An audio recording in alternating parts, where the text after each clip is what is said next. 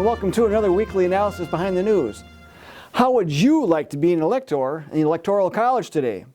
These poor folks have had an intense pressure placed upon them to switch their votes to someone other than Donald Trump. The Associated Press reported last week that it interviewed more than 330 of the 538 electors. Many reported getting tens of thousands of emails, calls, and letters asking them to vote against Trump.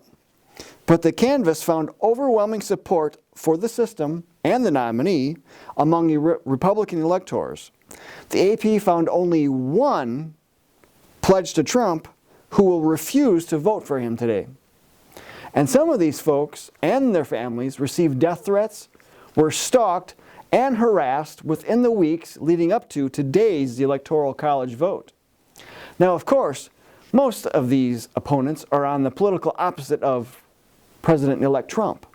Aren't these the same folks that were pushing Trump during the campaign to accept the election results? Aren't these also the same type of folks who advocate for tolerance? And wasn't it Hillary Clinton that said she was horrified that Donald Trump wouldn't accept the outcome of the election, and that, in her words, is a direct threat to our democracy? Yet, according to the New York Post, the Clinton campaign came out in support of trying to deny the Electoral College vote to Trump. The campaign backed an open letter from 10 Democratic electors to National Intelligence Director James Clapper, calling for an intelligence briefing on what role Russian hackers may have played in the election.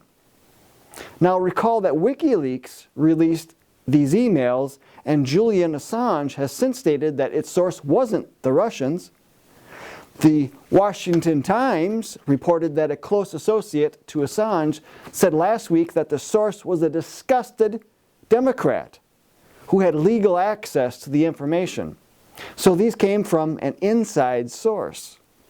The Times also reports that the leakers were motivated by disgust at the corruption of the Clinton Foundation and the tilting of the primary election playing field against Bernie Sanders. So, just like what Hillary did with her Benghazi debacle by blaming a YouTube video on the source of a riot and the deaths of Americans, she and her cronies within the federal government are pointing to Russia to divert attention away from what was in those emails. And to our knowledge, those emails have not been proven inaccurate. She is using a communist tactic of charging your enemy with wrongdoing to cloak the same type of wrongdoing that she was doing. It's important to move away from that cloak or haze of dishonesty to see one's true intentions.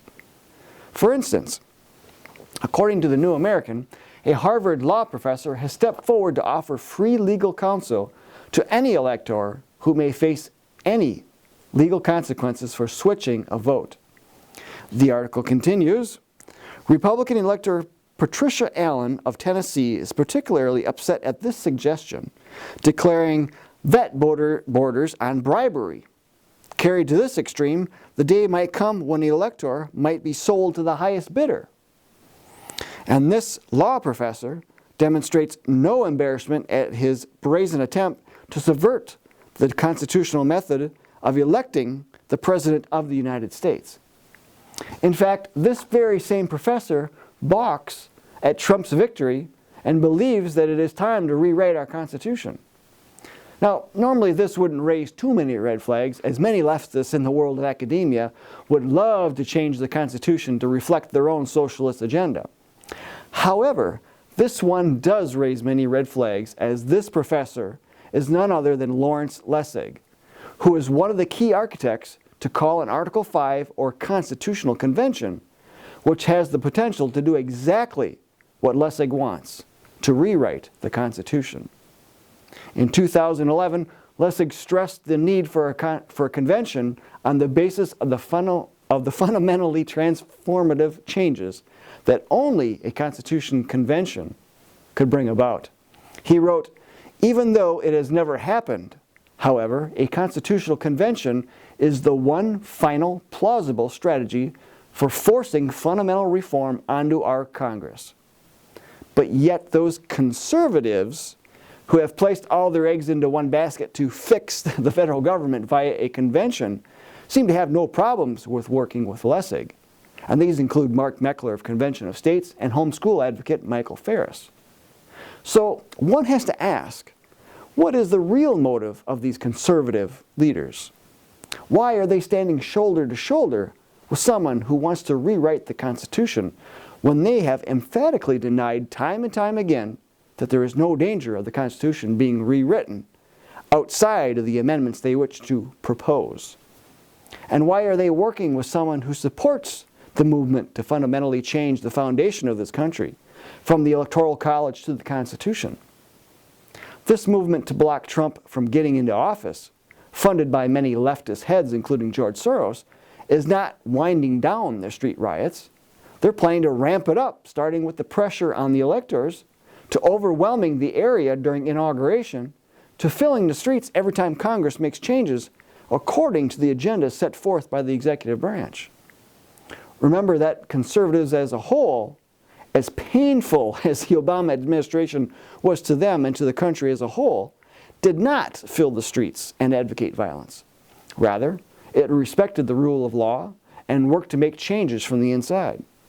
We recommend following that same course of action. If you don't like the status quo, then get involved to make changes.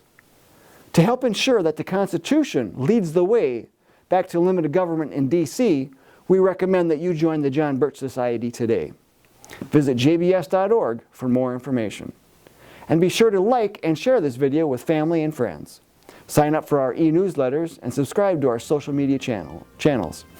Until next week, we'll see you then.